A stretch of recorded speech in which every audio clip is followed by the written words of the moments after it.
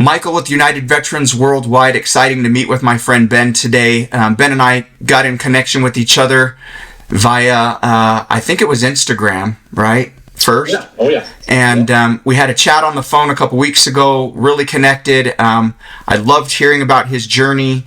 I love hearing about what he's doing today, which is still making an impact with his skill set.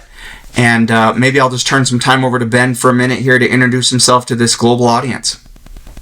No, I appreciate it, Michael. I appreciate you having me on. I'm not any kind of, big company or anything like that. So I appreciate you taking interest in what I'm doing with my business and what I have to put out. I also appreciate what you do. I mean, doing stuff with veterans, it's few and far between these days, especially since the VA has gone to total crap in the last 4 years, as you probably know and experience. And so any organizations out there doing anything for veterans, I'm all about supporting and helping out and talking about whatever can help them grow and whatever can help their nonprofit. So yeah, I guess my background went in the SEAL teams right out of high school.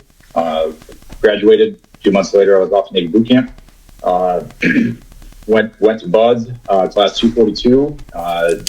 So that was about 2000. Went in 2001. Spent all my time at SEAL Team 2. Got out off active duty in 2010, and then did a couple years with Reserve Team 18. And then during that time at Team 18, I was also starting to do contract work with the agency, job called GRS. Did that for years. Did a bunch of other various contracts, gunslinging work overseas.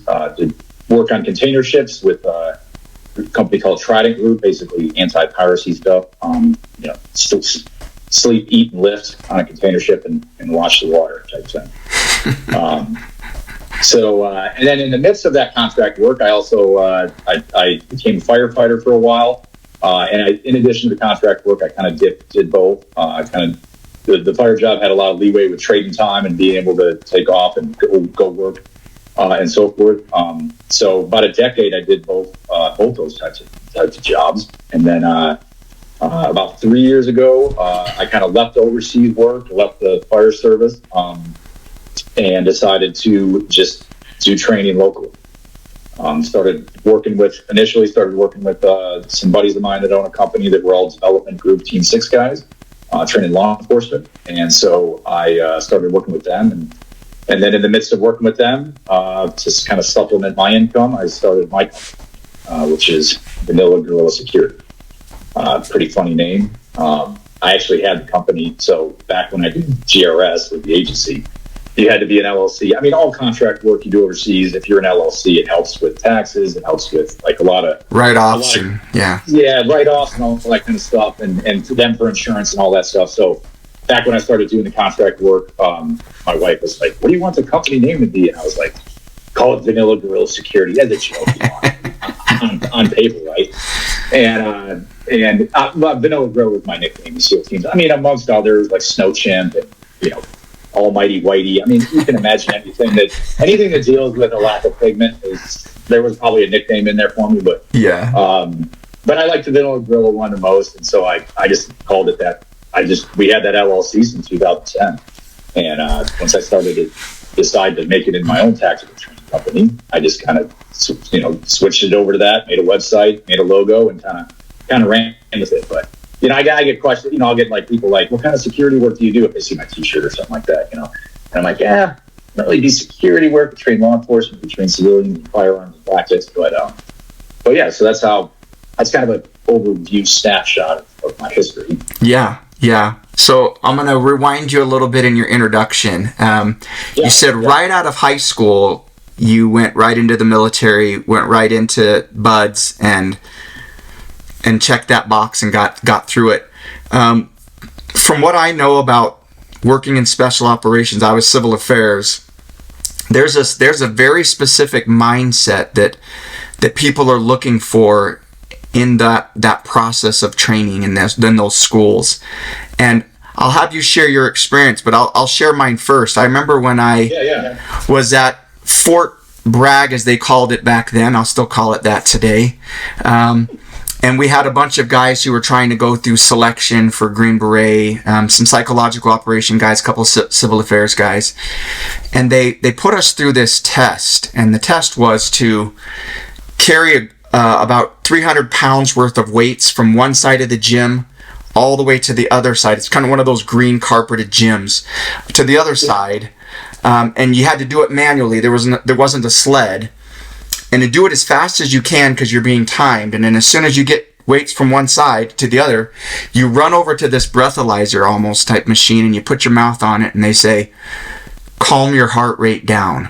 And you've got 1 minute to do it or something. And I could not freaking do it. Like, my heart was racing. But there were a couple of guys who I was with. Are they telling you, like, are they saying it in like a soft-spoken voice? Like, or are they like, calm your heart down? No, it's tracking your. I think you put your finger in the heartbeat. Yeah, and you got the breath as well, and you're supposed to calm everything down and slow your heart rate.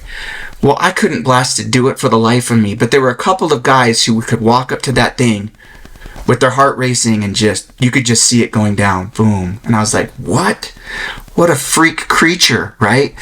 And I don't know what it all meant, like. I wasn't disqualified, other guys weren't disqualified, but I was just like, well, that's one test to show who can stand out in this arena, right?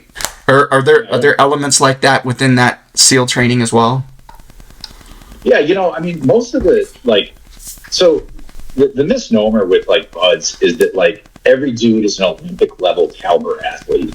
Like, I mean, that was my impression, like, reading all the books. I mean, I was obsessed with it since I was a little kid. I mean, originally, I saw the movie Predator when I was like 8 years old, and I was like, I'm going to be a Green Beret out of the drag. Yeah. Like, that was initially like that. I'm like going to jungle warfare. I mean, even when I got to teams, I went like when I went in, I wanted to go to Team 4 because before 9/11, all the teams had a specific AO. Yep. And I was like, Team 4 with the jungle team, and I'm like, I got to get in the jungle team, control the jungle. But yeah, I mean, you think that you read all these books, and then I trained like an animal in high school because I was like. I basically thought I was going to show up and like every dude was going to look like Schwarzenegger, and you show up and it's like you're like the moment you step your foot in the grinder, you're looking at dudes, sizing them up. Yep. Looking at him, looking at his guy, looking at that guy. And then you see dudes with brown shirts, which means it's post-Hell Week. Like if you had a white shirt, it was pre-Hell Week, brown shirt, post-Hell Week.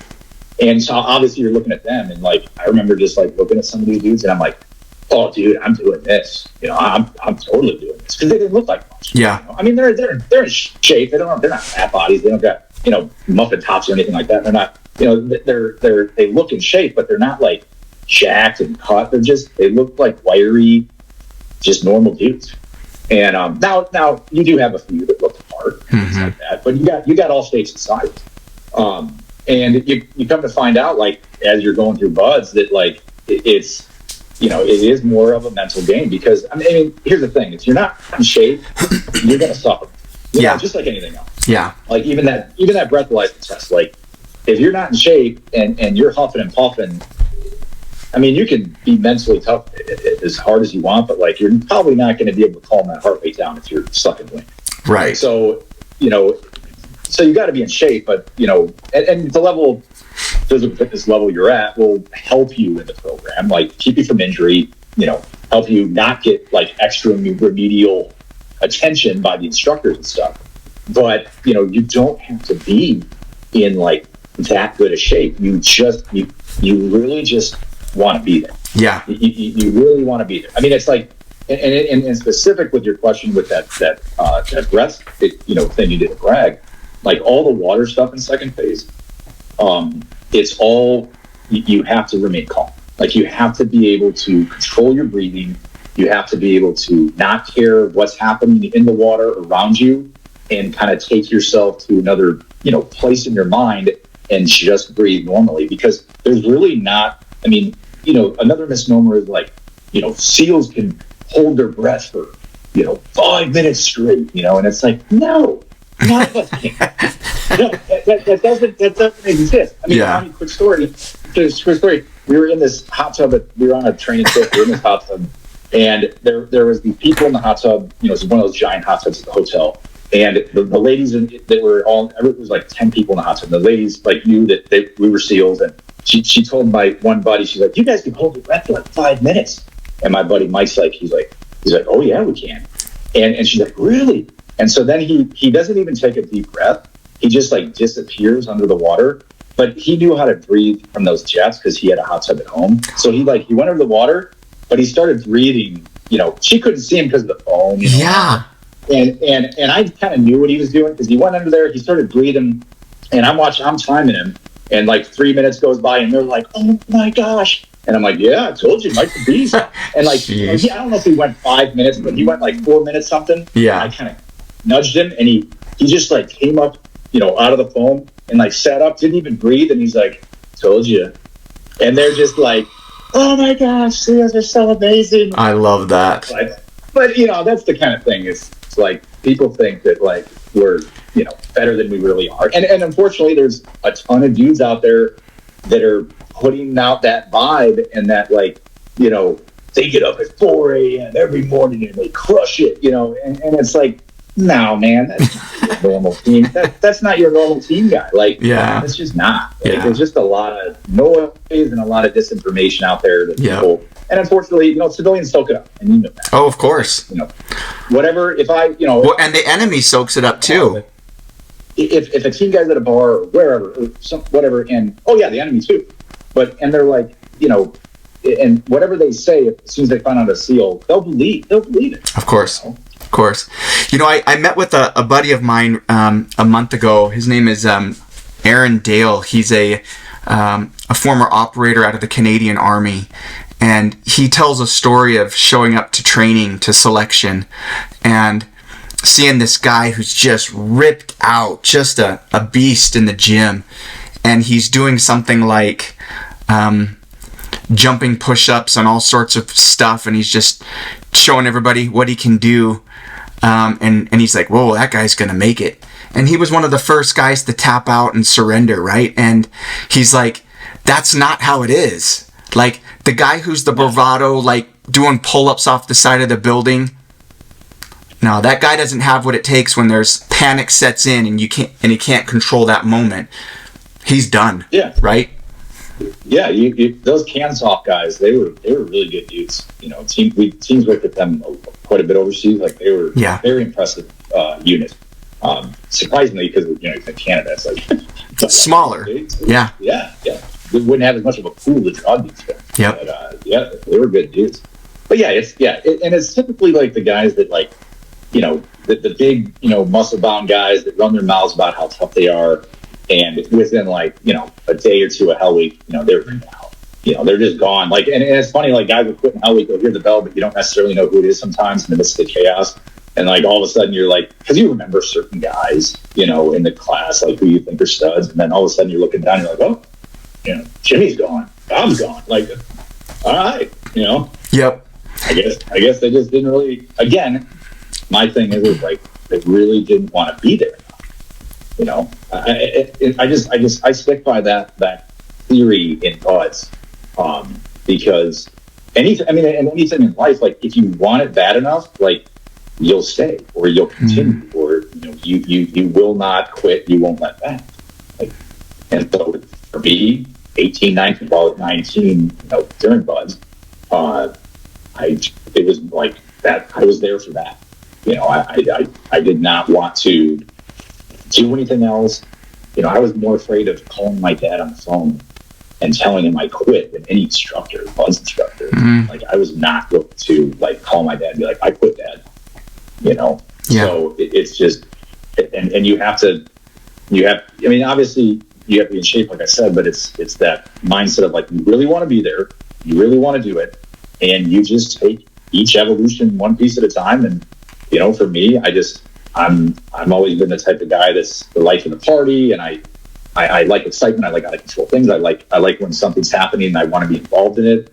And I was like just excited to see what was coming next. Like, if I quit, I don't get to see what is he going to do next week. Yeah. Like, what weird thing is coming next? Like, I was too captivated, of the next thing that was going to happen.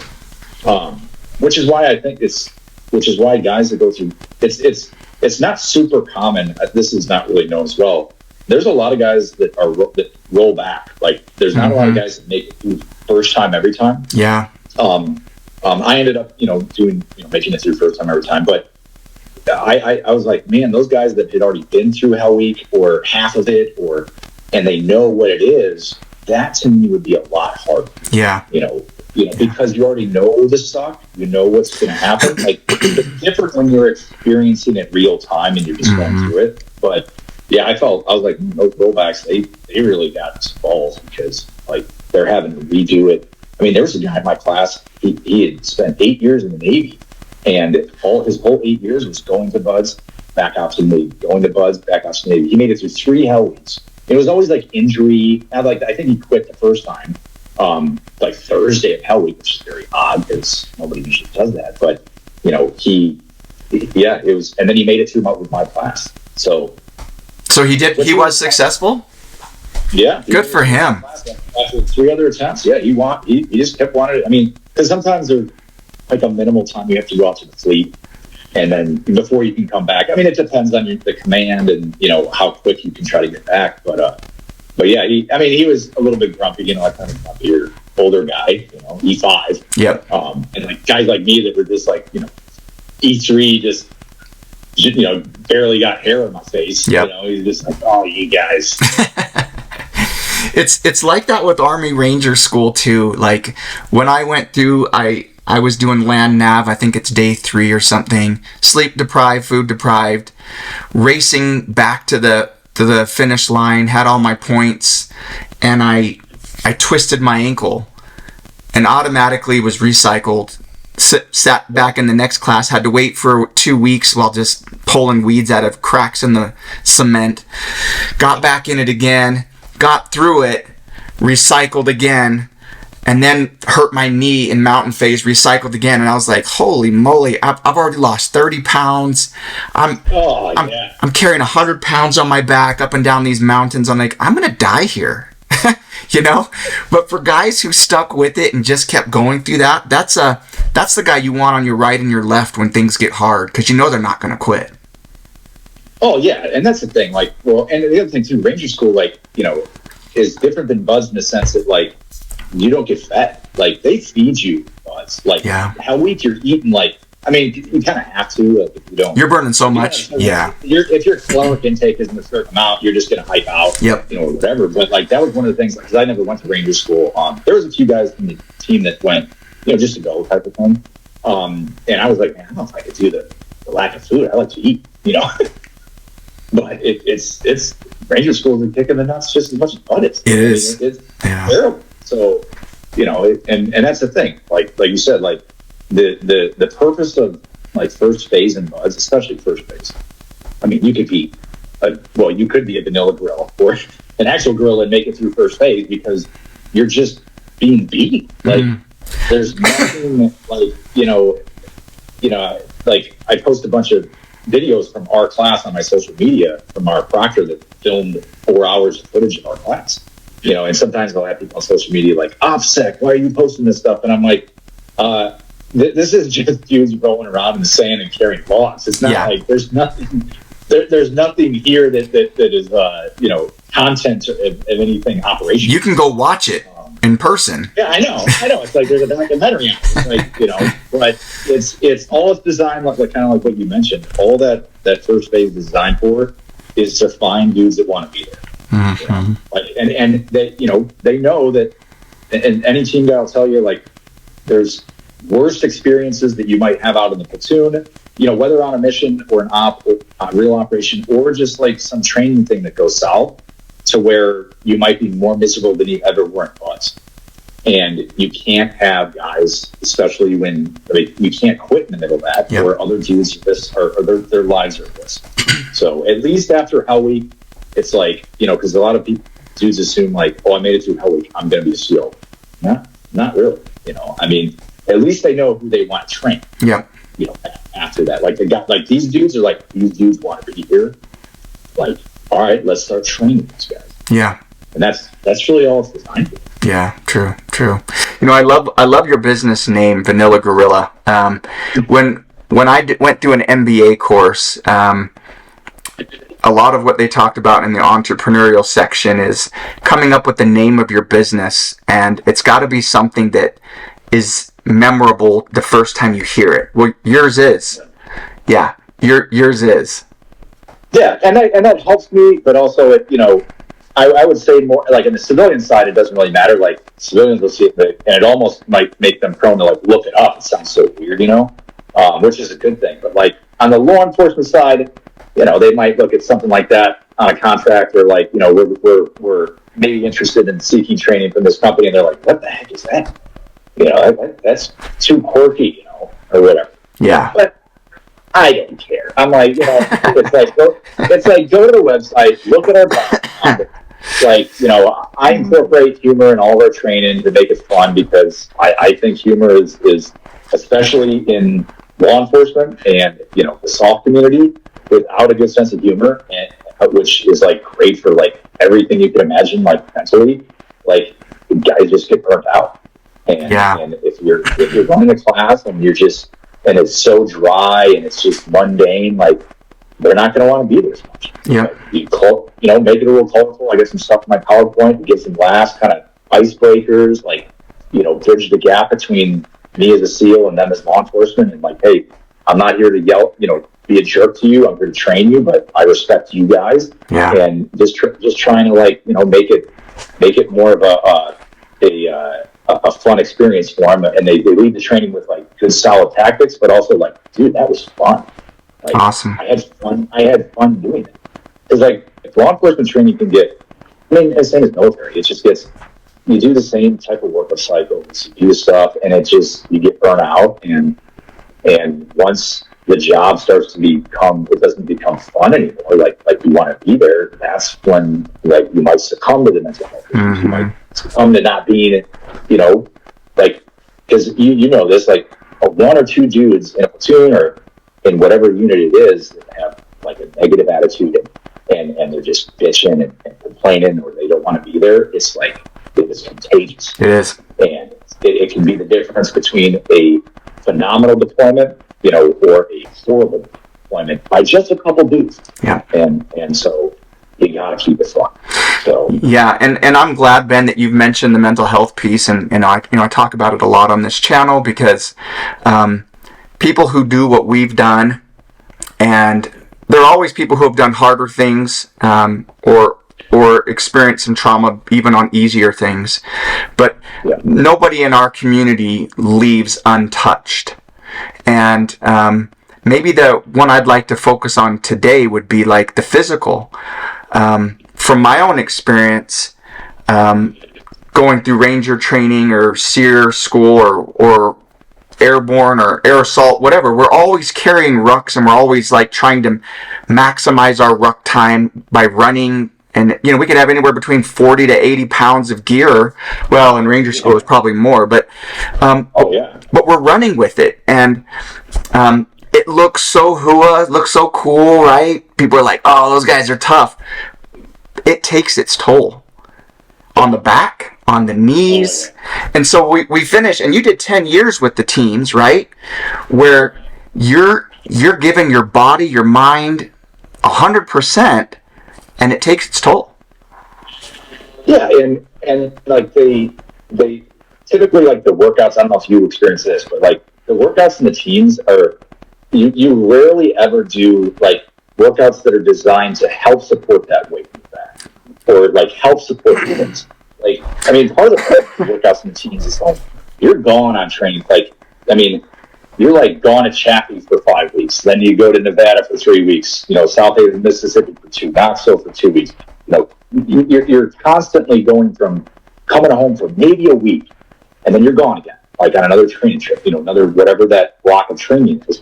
And the hours, you're usually working like, 8 to, late, because you're doing nods, night vision, nod stuff. Yep. You just don't have time to really work out. So, guys still do it, or maybe group stuff, like, the group stuff kind of is usually only at the team where they do that. Yeah. They don't really force that with, like, when you're on training trips. So it's kind of on guys on their own. And there's always gyms at these places, but most guys, like me and, speaking for myself, we just go in there, hit the bench, maybe do some curls and some triceps. we never touch our legs. Yeah. Because you're going to be on them all day. Yep. Like if you do a bunch of squats. I remember my buddy and I, short deviation, like we were working out trying to do these double lifting Arnold Schwarzenegger program when we were in Fallujah. And we were crushing our legs, and that night we had an op, and we got dropped off. It was an offset infill, and we were hiking into the target. And we got dropped off in this field, and when we got off the helos, it was like muck up to your knees, and we had to trudge through that for quite a while. And our legs were already smoked, the previous stupid workout that we did. And it made it 10 times worse. Yeah. So, like, after that, we're never doing like that type of workout when we got ops. Yeah. And if your op tempo is pretty heavy, you end up just doing some legs or not legs, but some chest and, arms. And then what happens? You get top heavy, you got a lot of muscle up front or up top. And it's like, I always joke, like most of the guys in the team, like would have these skinny little legs with V backs, and big arms, because we just never touched our legs. I mean, that's part of the reason why I got the Vanilla Gorilla name, because both of my legs probably weigh about 2 pounds each. And the rest of my weight's in my upper body. But yeah, they did this study at the team, because they eventually got these called HPI program, where it was, they got this this professional trainer that was with Dallas Cowboys. I can't remember which football team, but they brought him in, and this was like midway through my career, and he assessed like at the platoon, at the team and the platoon, and found out where your weaknesses are. He made you do all these different exercises, and like 90% across the board, he's like, you guys have major back, lower back problems because your legs aren't, in proportion to your upper body strength, and all that kind of stuff, and it just leads to injury. And when as well, when you're carrying plate carriers around all the time, it's not natural weight, and the way that it shifts, and then the positions you're in, and those rucksacks are not natural weight, and they usually, especially your rucksacks, they weren't like probably some nice Arc'teryx with like a nice strap across the chest and a belt, and a waist belt. It was just literally all that weight hanging off your friggin' shoulders. Yep. I used to have to take the straps and just move them an inch each direction, out, in, just to get it in the right spot as I'm going, Try to find like some level of comfort with it as you're just in the sun. Yep. Yeah. So you mentioned Fallujah. What year were you in Fallujah? 07. Yeah. So I got to Iraq 08, 09, I think was my infantry deployment. And we were right across, we were east of Fallujah in what they would call the Triangle of Death, Mahmudiyya, Lutefiya, Yusufiyya, just southern Baghdad there. And prior to us getting there, we'd heard stories from 2005 to 2007 of the trouble in Fallujah. Yeah, it wasn't, I wouldn't say it wasn't as hot when I was there as it was like literally like a couple months prior. But I mean, the guys we took over for, I think they were Team 10 guys. Jason Redmond, I don't know if you ever heard of him. He's got like half a face. Team guy. They got shot up on a target there, like right before our deployment. So, but yeah, the physical, like you said, it takes a toll. And guys don't typically, they just work through the pain, and they really don't, especially like if you do get an injury, guys don't really have enough. They just want to get back in the fight, or they want to, just basically, not really listen to probably what the physical therapist is telling them to do. Yeah. Because they're like, I got to get back to guys, I'm good enough. Yeah. And most of the time, it's like, it just leads to like another injury down the road or something like that, Yeah. I listened to a podcast recently, and I can't for the life of me remember. I call it my TBI moment. I can't remember what it was called, but TBI moment. Yeah, it mentioned a group of veterans. I think they were all infantry dudes who said, like, we want nothing more than to be back in country, back in the fight. And when I first heard that, I was like, what? Why? I don't want to be back over in Iraq in a fight. when Israel got attacked, I wanted to be in the fight. I wanted to go get a piece of that action as well.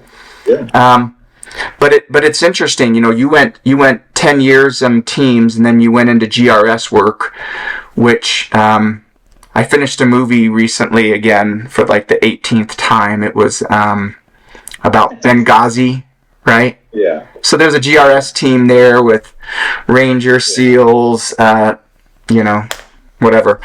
And that was my first introduction to what GRS was. But I remember there's a point in the movie where one of the actors says, when I'm home, all I want to do is be back doing this. And then when I'm here, all I want to do is be back home. Can you relate to those experiences? Yeah. I mean, Ty Woods actually was one of our blood instructors that was killed in Benghazi. No way. Yeah. I got a picture of him on social media when they hazed me for my birthday, like duct taped me head to toe and put me on a spine board and all that kind of stuff. But yeah, Mike, it's not that much different from. I mean, think about those World War II guys, right?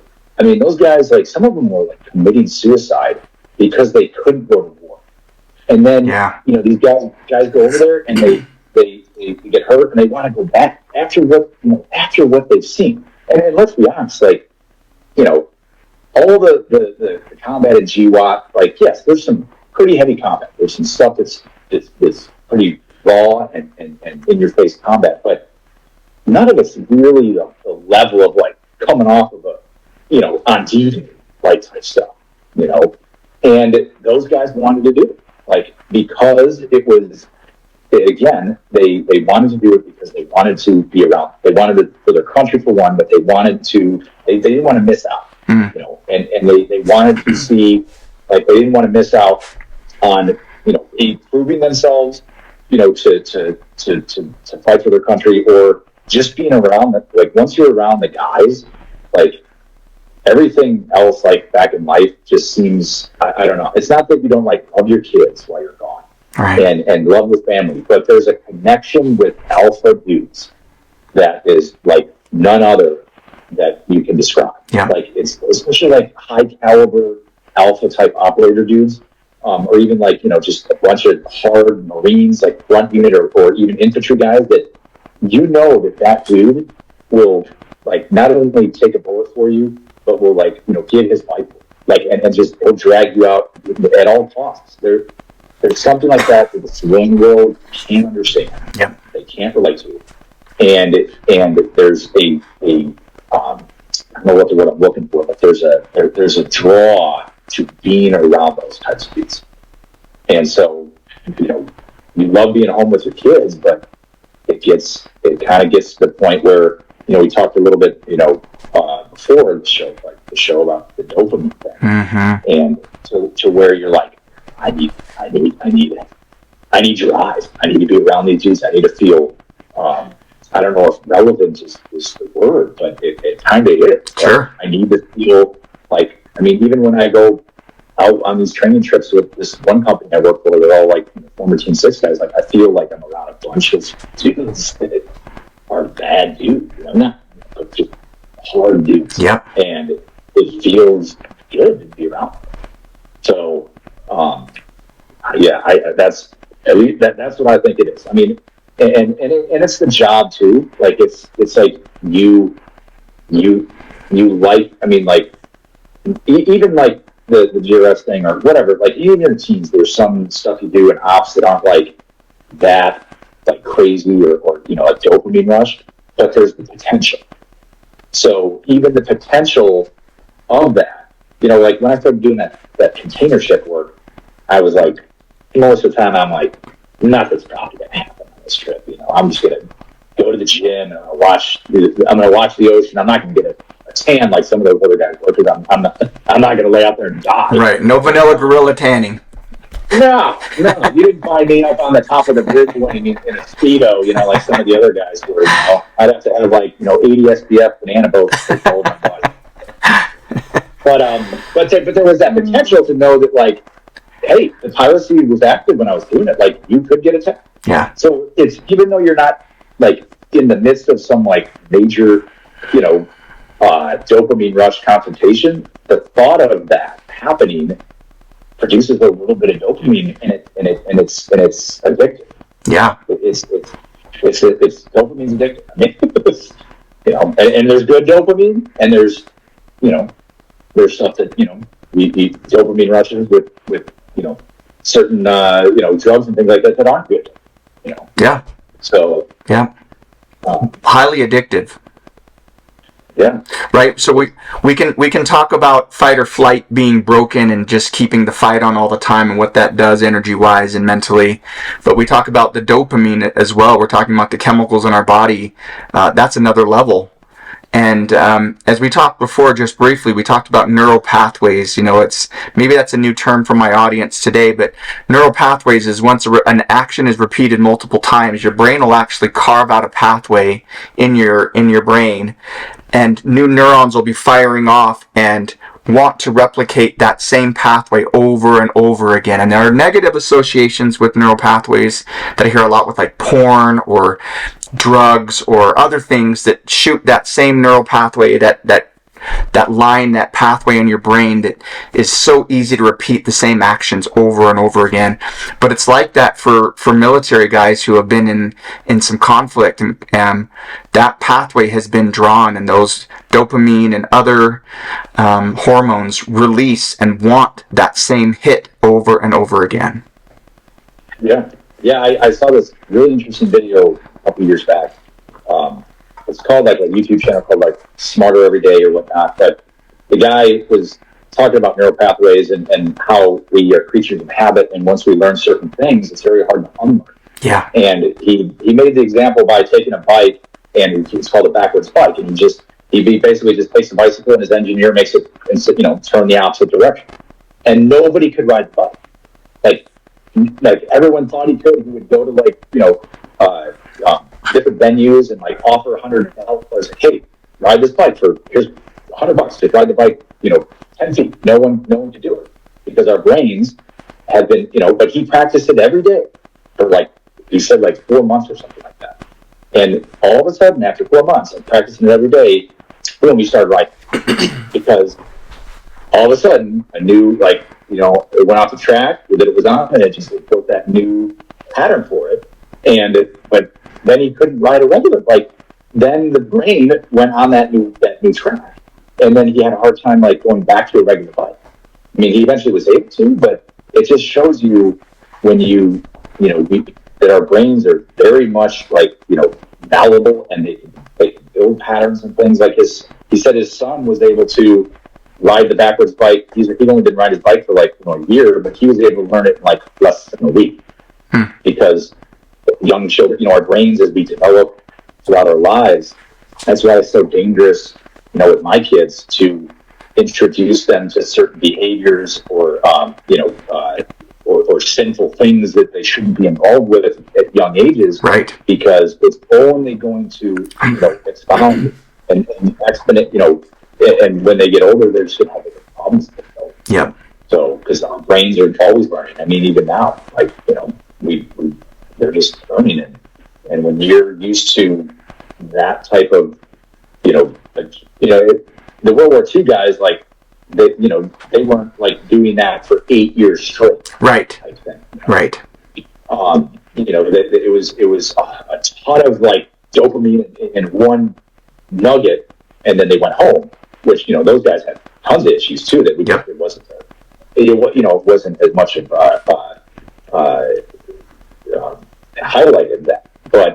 But when you're doing a job, like you did, and in the teams and all the soft communities for 8, 10 years, 20 years, making that transition from because I was kind of telling you before, it's not just the potential. Well, I could get into a gunfight on this particular operation or whatever we're doing, but it's in training. You're competing against each other. You're having dopamine rushes. It's in the menial things in buds, competing against each other. It's dopamine rush.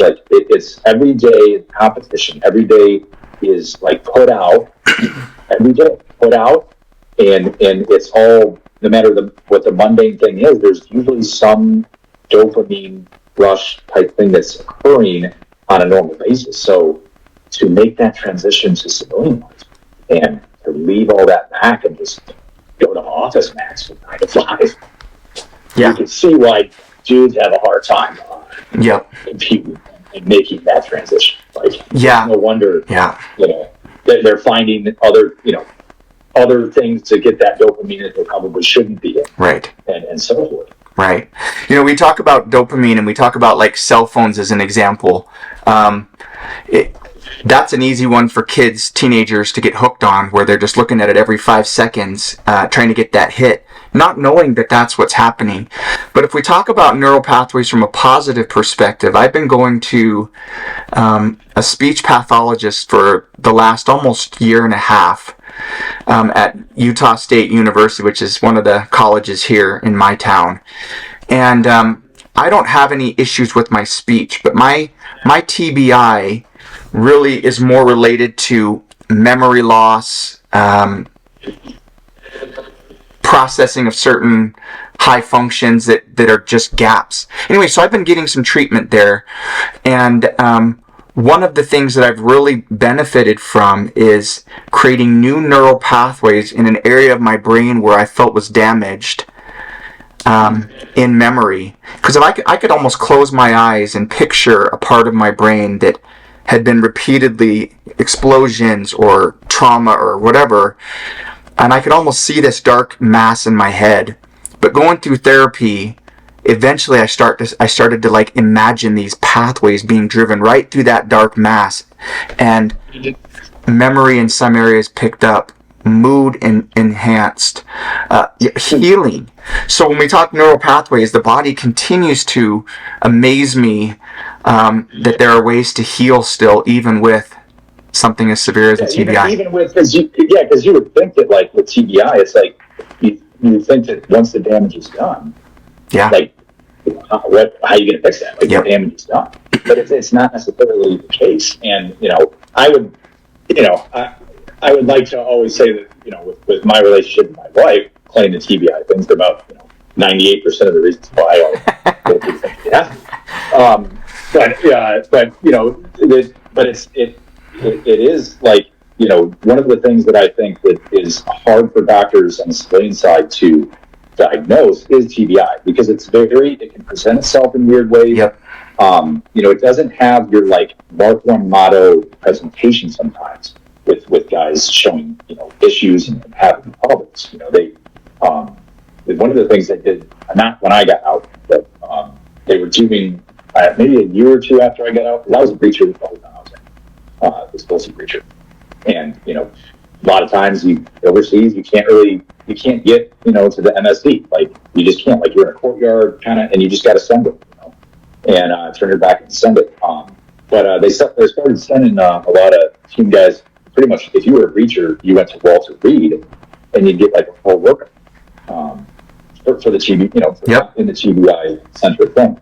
And like almost all of them, had issues. Like they were breachers, had problems. But it just doesn't. It's not your typical.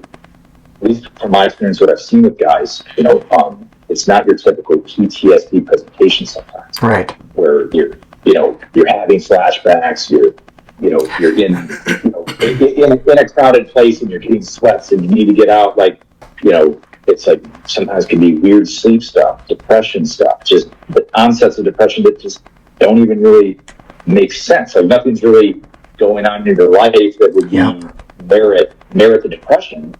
And it's just because our brains weren't designed by God to be smashed around or jostled around from explosions. Right. Right. If we were to compare like a breacher's career, let's say a 10-year career, which is a long career as a breacher, and an NFL football player, let's just go to college. Let's say lesser equipment, lesser funding, and the hits they take every single day, boom, boom, boom, boom. Well, it started to take its toll, right? They're like, oh, he's fine. Look at him. He looks great. He's in great shape. It's not about look, right? You and I can both go through the same experience and present with different symptoms, and inconsistent symptoms as well, right? Like this effect of up and down. And that's the hardest thing with TBI. Look, if anybody in the audience today watching this video can relate to this from a car accident or from a sports injury or from combat, we understand that there can be inconsistencies there, but you can't ever allow that thought to say that I'm not really injured because you don't see it. That takes its effect for sure. No, it does. And one of the things I mentioned to you previously when we were on the phone was one of the therapies or treatments that I've seen that's had some pretty large success with soft operators and team guys it's called magnetic resonance therapy. It's done. There's a company that does it in Virginia Beach called NACOA Institute, and there's also one out the west, I think in San Diego or LA. But it is basically, you were talking about all those neural pathways. It is, this magnet is on your head and it sends a little pulse, through your noggin, and it kind of basically, the best way to describe it is your brain has been on these bad, from TBI damage, on this path, it's a rut that it can't get out, and it's like being on a freeway. You're just stuck in traffic, and all of a sudden you have an exit ramp, and it kind of reroutes pathways. I just had some major success with guys, from the magnetic resonance therapy, being able to come out of some of the patterns and the depression and things that they were stuck in. Amazing. Like pretty miraculous, guys coming out of stuff. And it's interesting that the doctors are really great guys. They actually use the treatment for autism, and they've seen some blow your mind. The young child hasn't even spoken and they're 9 years old, and all of a sudden they do 3 or 4 of these magnetic resonance therapy treatments, and they're talking to their parents. Amazing. So it's that's something that's not well known, in the TBI world of treatments and options, but it's been something that I've seen to be very, very beneficial. Yeah, that's amazing. Ben, as we get close to our wind-up time here, I greatly appreciate you coming on and sharing your experiences. I've enjoyed our conversation. I've had plenty of moments of laughing and remembering some of these moments my own self. So it's been great to connect with you. And I always say, to me in person, because the chance that we'll ever be in the same spot at the same time is pretty small, at least in the near term. Yeah. So this to me is still like being face to face, which I appreciate. Oh, yeah. And as we finalize this interview today and learning your story, what advice can you give to my global audience today? And one of the questions you asked me before we started this interview today, you said, how have you grown so fast, and how do you have close to 45,000 subscribers, It's amazing. I think I have less than 2,000, and I'm posting original Buzz videos. Yeah. Yeah. But I got a lot of goofy stuff on there too. But yeah. No, and it's awesome that you're crushing it. I love it. It's great. Well, and I've seen guys who have better content than I do, I think, in some ways. But one thing I try to do on this channel is really be real about my journey of mental health, my fitness, my nutrition. And 14 weeks ago is when I started filming myself. I hated my first video. I thought no one's going to want to watch this, right? But as I've talked, what's that? It's awkward. It can be. It can be. Yeah. But it's changed really, and I've taken this journey, and I've lost 20 pounds. I've gotten myself back in shape. I mentally am working on a lot of things that I've not dealt with, and it's been really helpful for me. And I think making this channel about a global audience, and really trying to push that global message, I think is what's affected the subscriber base to really grow internationally. So I have more international subscribers today from Indonesia, Pakistan, Iraq, people who have been through trauma, don't have a place where they can really talk about it, and they can tune into this channel. We can talk openly about these experiences, and also say with complete honesty and openness that I look forward to meeting people in their own countries in the future, and talking face to face about some of this stuff, because that's really the goal of what I'm trying to do is bring that message of healing globally. I think that's a powerful message that God's put in my heart, and that's what I want to do. Yeah, and I think, Michael, I think that you're an authentic guy. You know, even from the short time that I've talked with you, and I think people are looking for more authentic, because social media's got enough plastic people, and people are just looking for more authentic stuff, and that they're drawn to. And so that's, in my opinion, that's probably why you're succeeding with what you're doing, is because, you know, of that being authentic. Yeah, I appreciate that, brother. Listen, I want to get your advice here at the end for anybody who's tuning in who still is struggling mentally or physically with pain, and just doesn't see a way out. What advice could you give them today in the last 2 minutes here? Well, I mean, it kind of depends on, like, a lot of the advice, like, that I would give would be from a Christian perspective. Sure, go for it. And basically, knowing that this trauma or what you were experiencing in this life is not the way that God originally intended it. Like, it was all perfect in the beginning. Everything was created perfect. That's why every day in creation week in Genesis chapter 1 is He called it good, He called it good. And man screwed up. We've been extricated from the perfect environment of the garden over in Iraq that we were in originally. And now we look at the creation from a very, a fallen perspective. And it's hard to see God. It's hard to understand the purpose for why you're suffering. But if anyone has suffered more than any other human being, it's Jesus has. And, you know, you can always go to Him, look at His trial in the Garden of Gethsemane.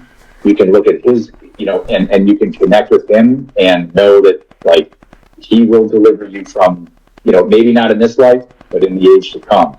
You will be delivered from your infirmities and your pains, and that's what the whole book of Revelation is all about. There's no more tears, there's no more suffering. It's all going to be perfected at the resurrection, and you will not suffer any longer. So I guess my you know, I know that people that aren't religious maybe can't relate to that, but like, there's like having hope, like, and the hope is in that one day, like Isaiah 35 says, the eyes of the blind shall be opened, the lame shall leap like a deer, the tongue of the mute shall sing, and so forth. Like, it will all be fixed. And this is only temporary. And whatever you need to do to reach out to, you know, people around you or organizations, or, you know, don't try to go through it like kind of that team guy mentality, like, oh, I'm just going to just get through this, and I'm not going to reach out, and I'm not going to, like, you know, you need to reach out, you know, ask for help. It's not a weakness just because, you know, the whole blessed are the meek, for they shall inherit the earth. Meekness isn't weakness. Like, reach out and you know, find, you know, healing, and find something to help you through that, rather than just try to you know, go at it alone. Amen, brother. Love that. Love that. As I pointed out earlier, there's my picture of Christ that I drew right there. I keep it there always as a reminder of the true source of healing. So, thank you for that message, brother. I appreciate your service as well, and what you've done and what you continue to do to help law enforcement with your vision for your company. I hope that more people reach out to you and utilize your services. Yeah, you've got an incredible personality, an incredible gift to share, and I look forward to more interaction in the future, brother. I appreciate it, Mike. Thanks for having me. All right, man.